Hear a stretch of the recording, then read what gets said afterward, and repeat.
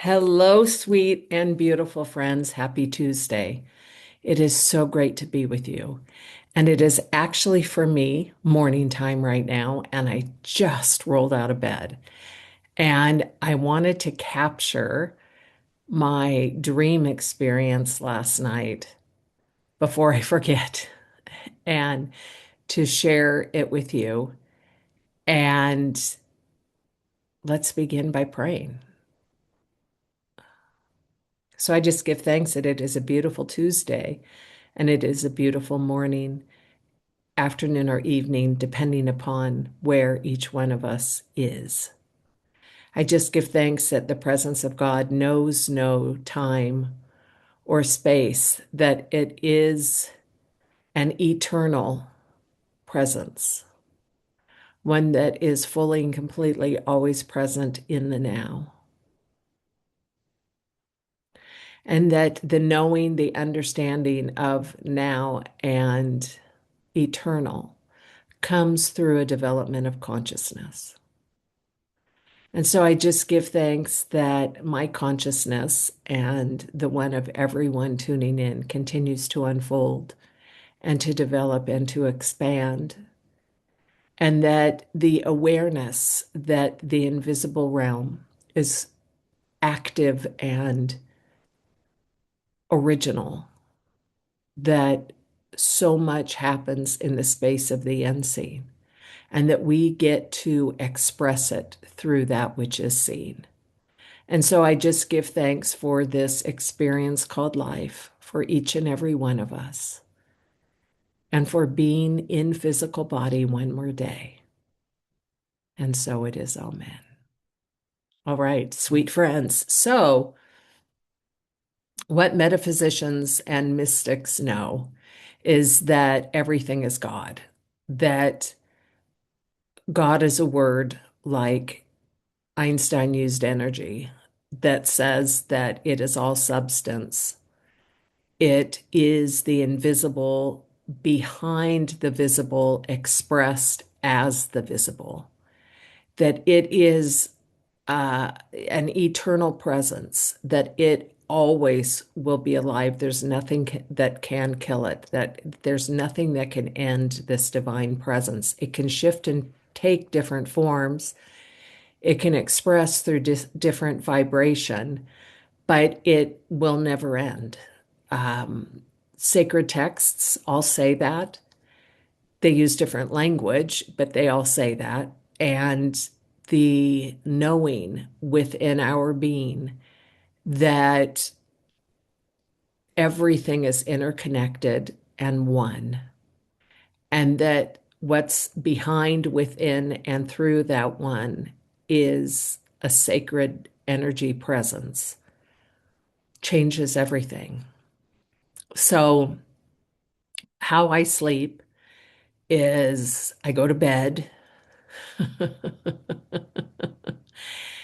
and I dream throughout the night, but the early morning dreams I tend to really remember. Now, I do remember some of the night ones if they are um, prescient in some way, but I truly recall what happens within my last hour before waking up.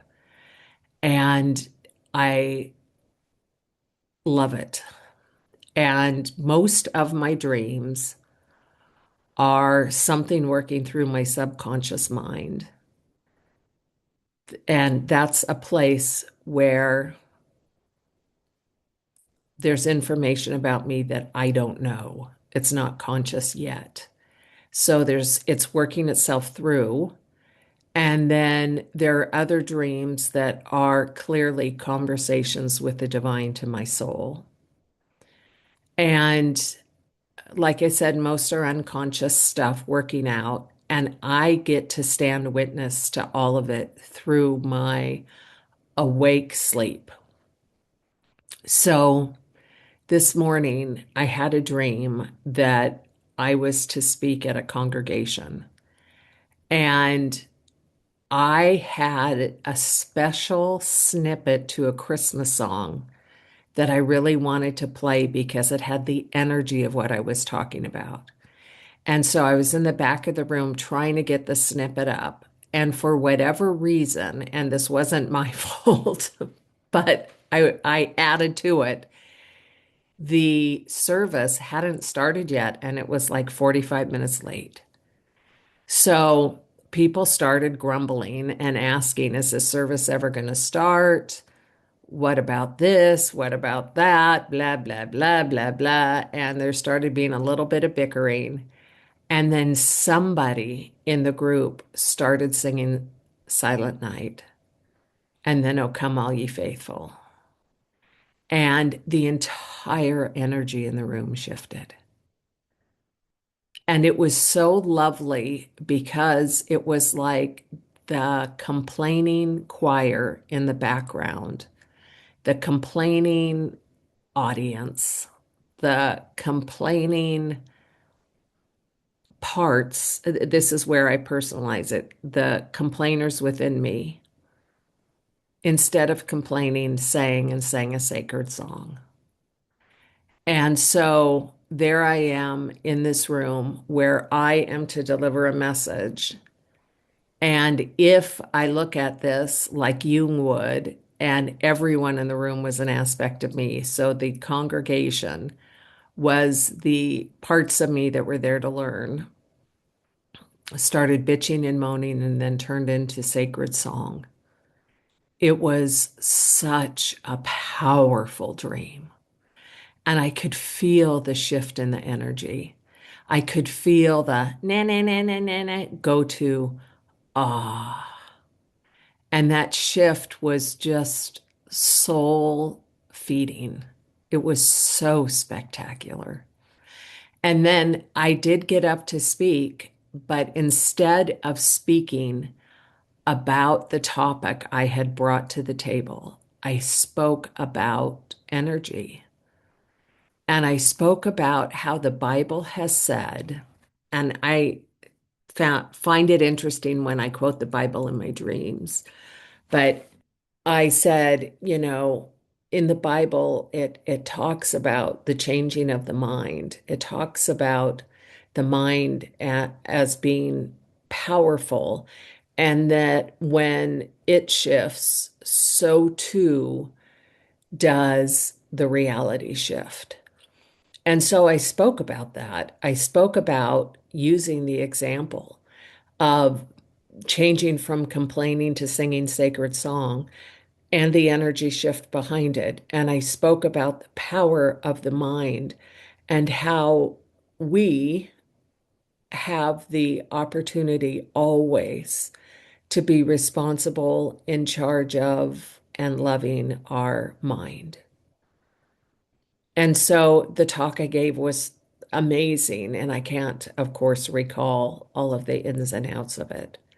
But it really was the gist of looking at the Bible through the lens of aspects of the mind and where the heart comes in and where divine presence holds us and loves us, and really the play between the energies. And then I had a subsequent dream. And the next dream I had, I need to give you a little background on this. When I was 12 years old, I had this crush on this little 12-year-old boy. And seeing my granddaughter, now 14, but having had her first boyfriend at 12, and seeing how giddy and excited she gets and how she goes off in her mind into dreamy land, and how innocent and precious it is, and how everything means something. The way that the guy looks at her, or the way that he smiles, or the way that he says something, or any gesture, and it's just like exemplified, just amplified, just huge. So when I was 12, I had a crush on this kid, and he pretended that he liked me and teased me, but he didn't. And so it was like a joke on me. And the his friends knew it, and some of his friends told some of my friends, who told me, and I was devastated. it was like I really thought, like my granddaughter does, that this was true, everlasting, abiding love from a 12-year-old to a 12-year-old. And it was really me acting goofy because I had a crush on this kid and he could know it and then he manipulated it and made fun of me being in that state. So throughout my adult life, he shows up in my dreams and he really stands for my own ability to love myself. So that's what he symbolizes for me. And so there was a period of time where he would show up in my dreams in my young adulthood, where he would represent shame, shame that I could be so giddy and excited and thinking I'm in love and be made fun of and teased behind my back. You know, that whole energy of something that was not nice. So he represented that for me for decades. And then as my self-esteem started shifting, and as I started growing into my capital S self, into God, into trusting the Holy Spirit for my life, as I began that process, the spiritual journey, then I started loving myself. And he would show up in my dreams telling me how much he deeply loved me and how everybody had it wrong, that he really did love me, and that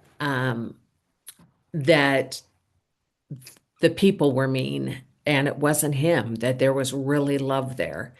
And of course, I knew this was my idea of myself changing, and it was beautiful. And then there was a period of time, I think, in my dreams where we got married. And there was a period of time in my dreams where we became best friends. And like he really represented my young, vulnerable self. Well, last night, or this morning, I should say, he was in another dream of mine. And in this dream, his mother was dying and he reached out to me. And I know for sure she's not, I know she's already passed. But in my dream, this is all symbolic and energetic. So in my dream, he calls me and says, I'd like to come and sit with you. My mom is dying and I don't want to be alone. And so in the dream, the two of us had this gorgeous, gorgeous connection, heart to heart.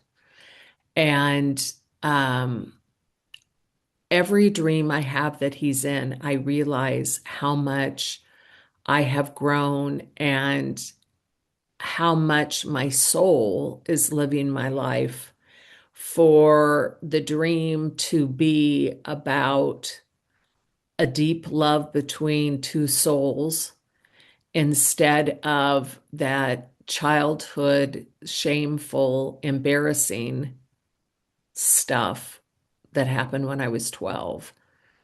Instead of that, and let me say that there are many people in their later years who haven't worked through any of their childhood stuff, and it is very unattractive.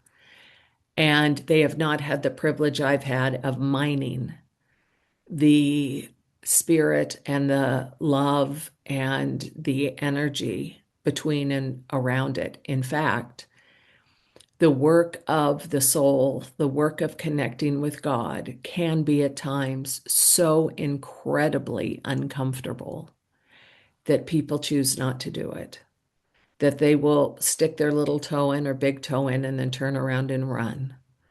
They will project their unhealed stuff over other people and not take responsibility for the emotional outbursts that they have in their lives.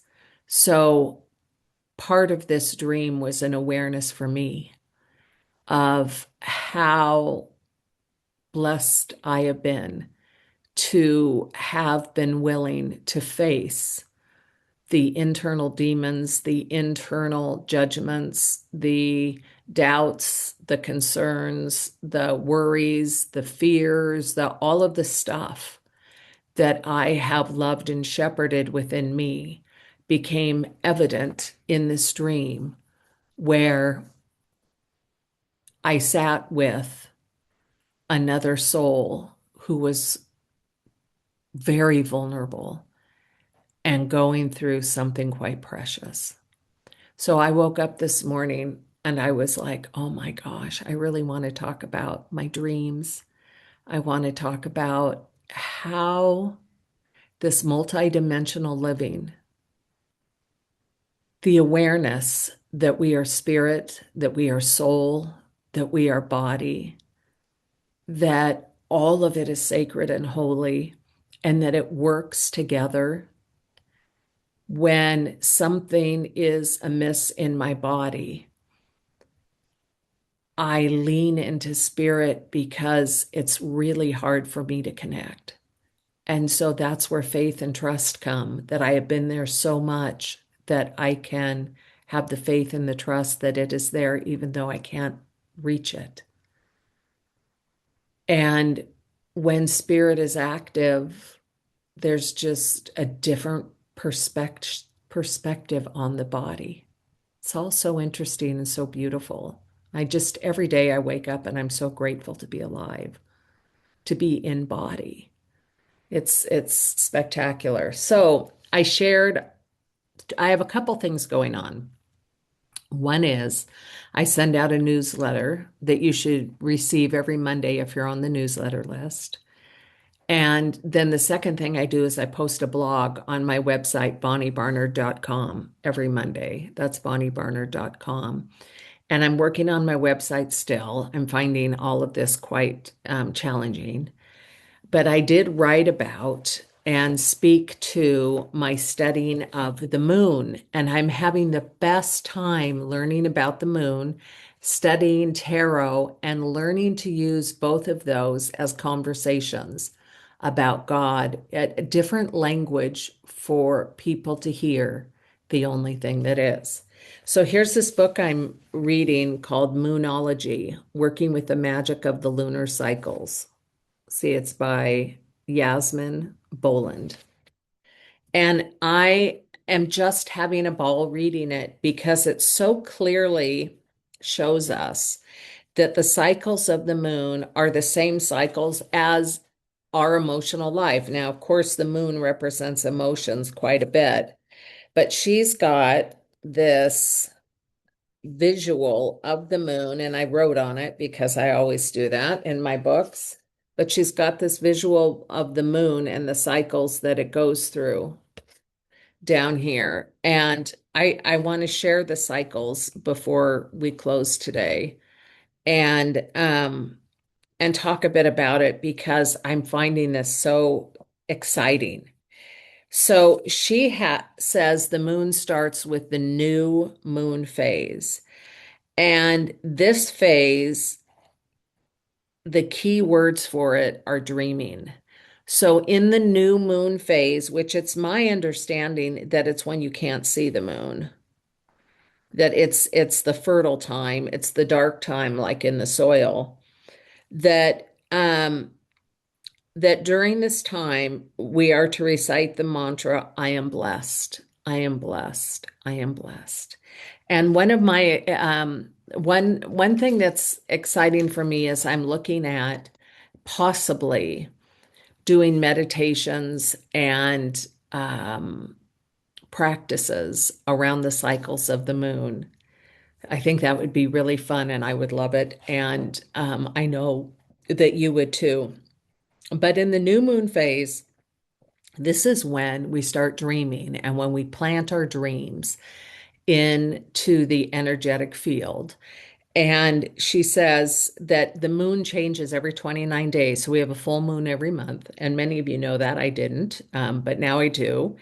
And so it's just this ongoing cycle, just like seasons are ongoing. And I love the metaphor of the seasons because it's like there's a fallow time and then there is a time of immense prosperity.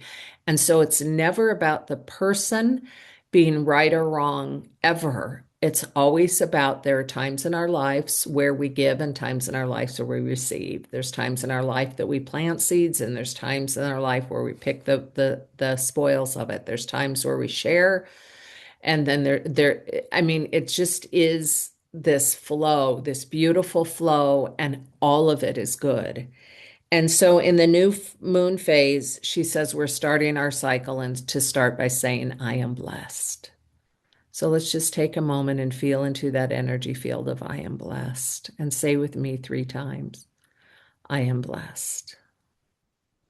I am blessed. I am blessed. Oh, that's beautiful. Whew. And so she says during this, and it's about a 3-day period, during this time we meditate on what it is that we're wanting to manifest. And for some people, it's things. But typically, it really is the energy, the feeling, the shift underneath anything that it is that we think we desire. So, if I am desiring a trip, maybe what I'm really desiring is adventure, exploration, freedom, and I'm giving it the label of vacation or trip when it can take so many other forms. So, it's always look for what the God quality is underneath what you're asking for and cultivate that. Um, and it can be shifts in consciousness. Like I often will have for one of my desires a desire to be more patient, or a desire to love more deeply, or a desire for not needing to understand, but experiencing the connection that understanding would provide. So there's just levels and layers, and we get to, during the new moon cycle, plant those. So we feel it in our body. And then following the new moon cycle comes the crescent moon phase. And this is about moving forward on the commitment that we made to ourselves for what we desire that's new. Then there's the first quarter moon phase, which looks like a half moon. And this is our time of commitment, confidence, and challenging. And we are here when it looks like a half moon. That means that we're on our way to the fulfillment or the full moon. So, this is when we take stock and we let go of anything in the old that we had carried around with us to the new. And I just have become hyper aware of the um, burden of carrying stuff moving from one cycle to another. And it's what I'm going through right now with the release in my home. And I just have held on to things far too long. And now, when it's time to let them go, or I want to let them go, it's hard. And that's not the intention of things. Things don't ever exist to burden our lives. They exist to support our lives. And if they're starting to burden, then there's something there to look at. So after the first quarter moon phase, then there's the gibbous moon phase, Gibbous. And this is where we tweak, hone, and stay on track. And gibbous means bulging. It means to bulge. So this reminds me of being pregnant. This is that time where we've planted the idea, we've let go of the old, we've stepped in with faith, and now there's a bulging, a gibbous moon. And this is where we are asked to take on good habits that will lead toward the manifestation of that which we desire. Then there's a full moon phase, and this happens 15 to 18 days after the new moon. And this is where we practice forgiveness. This is the let go phase where we will feel loony, meaning lunar. We will feel loony. We will feel um, anxious, that during a full moon, it is known, it has been researched that people start having all kinds of feelings of anxiety, of stuff. because everything is up that needs to be let go of, and we don't want to change and we don't want to let go. So our Earth, our planet, our solar system is supporting us in an ongoing regular cycle that includes a let go in it. And a let go meaning forgiveness as well. And so this author suggests that we look at, are there any relationships we need to let go of? To look at, are there any thoughts we need to let go of? To look at, is there anyone or thing we need to forgive, including ourselves? And it's just really that kind of cleanup phase because now stuff is rocking. And then after the full moon, there's a disseminating moon phase. And this is the time that we relax, accept, and we regroup. Then the third quarter moon phase is 7 to 10 days after the full moon. And this is where we reevaluate our direction, we come into balance, and we trust. And this is a phase where adjustments are required. And it's considered a crossroads.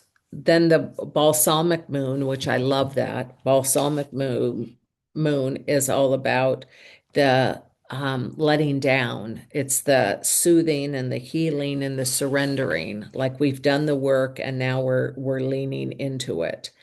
And so, though all of those phases exist every single entire month, that we go through, starting with planting the seed all the way to the time of the rest and the restoration.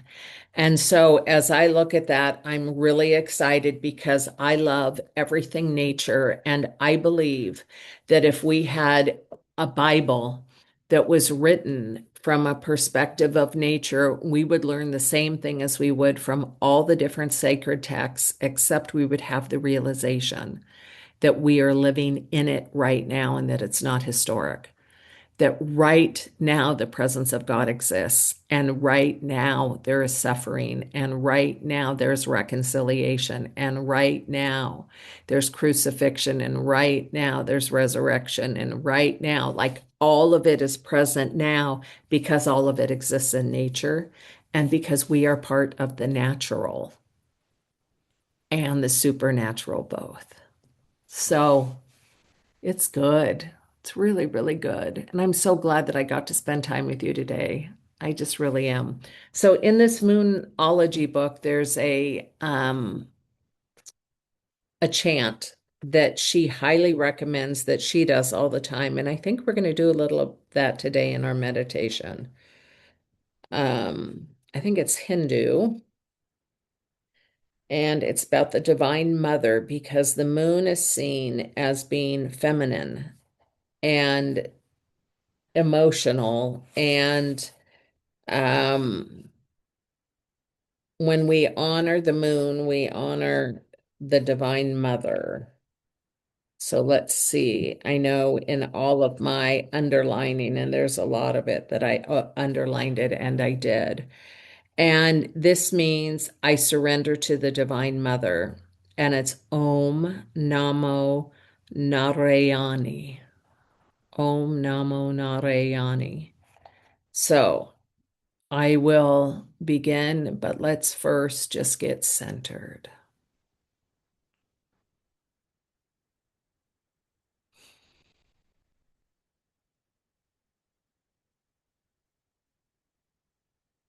Let's feel our feet on the ground and how lovely it is that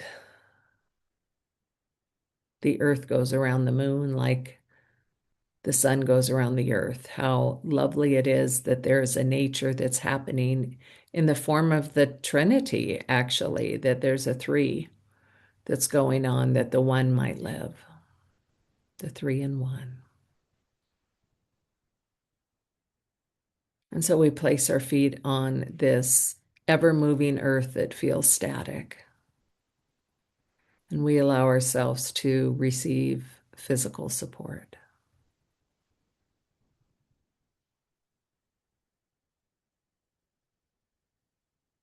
And if we were here together, I would suggest we lay on the ground and feel the whole body beneath our back. It is such a beautiful support.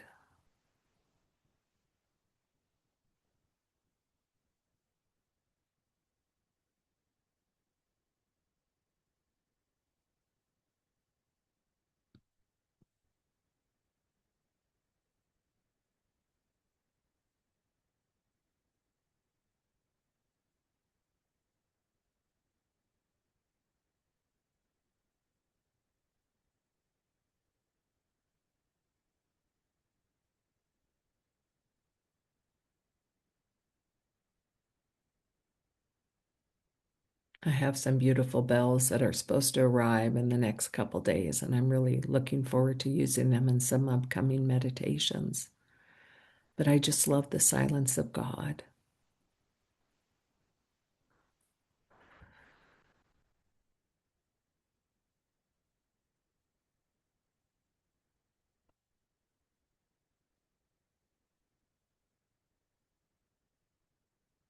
And so we just feel into this rich, abundant silence,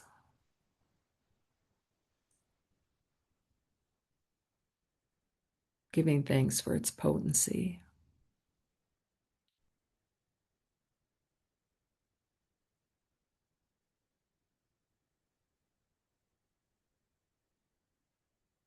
And let's bring our attention from our feet up to our seat where we're seated, to our belly, to our solar plex, up to our heart, our throat, our third eye, the top of our head.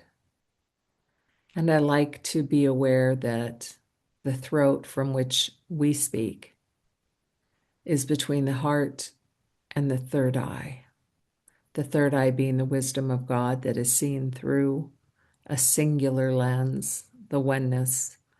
And then the throat,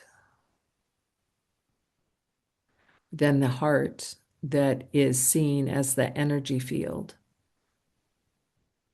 which, when in coherence, changes everything. So we bring into coherence the mind and the heart as we open up our throat.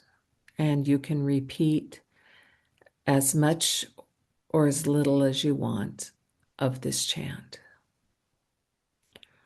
Om Namo Narayana. Om Namo Narayani. Om Namo Narani. Om Namo Narani. Om Namo Narayani. Om Nama Narayani. Om Namo Narayani. Om Namo Narayani. Om Namo Narayani. Om Namo Narayani. Om Namo Narayani. Feel this in your body. Feel the energy.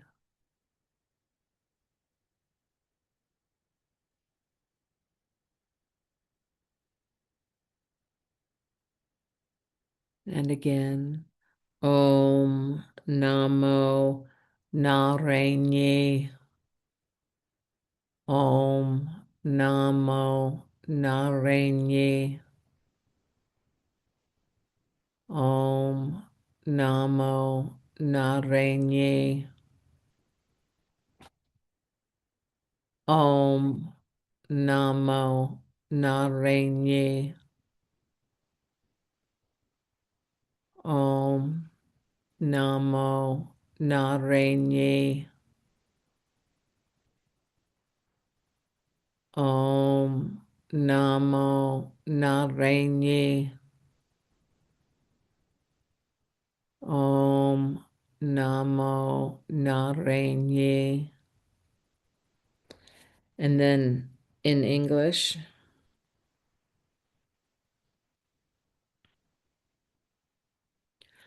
I surrender to the Divine Mother. I surrender to the Divine Mother.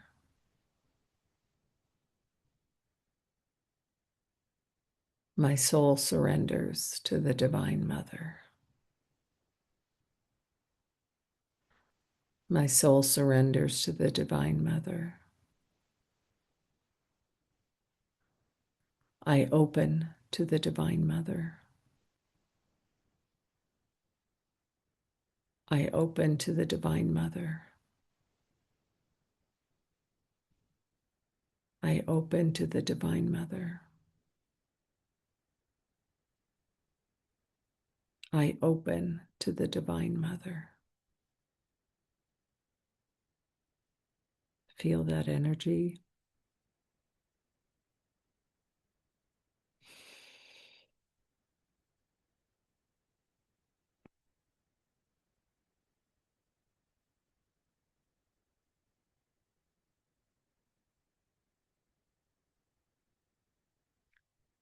Om Namo Narayani. Om Namo Narayani. Om Namo Narayani. Om Namo Narayani. Om Namo Narayani.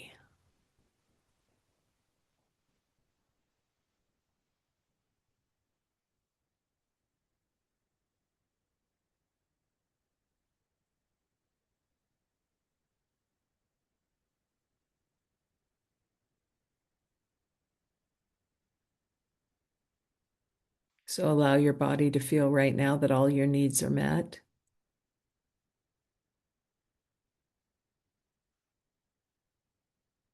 Allow your body to feel right now that good is who you are and is coming your way.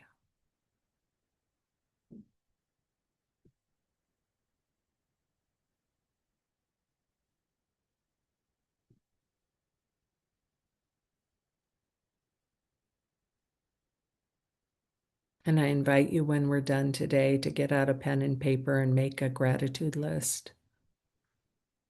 I just woke up so grateful after my dreams.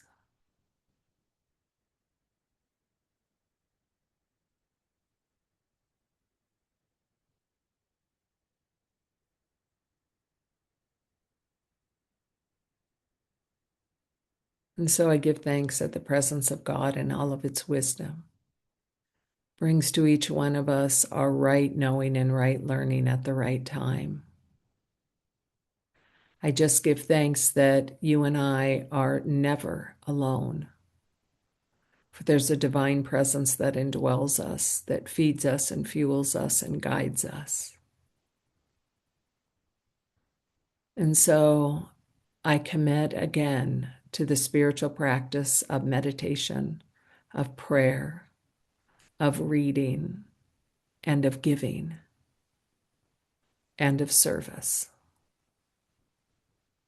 I commit to the standard spiritual practices that open the soul. I give thanks that the presence of God in all of its wisdom and all of its goodness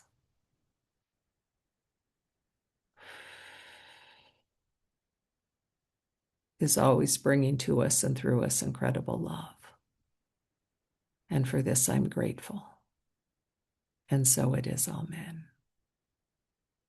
All right, go write your gratitude list. I'm going to do it myself. I love you. Have a really great week. Blessings, dear friends.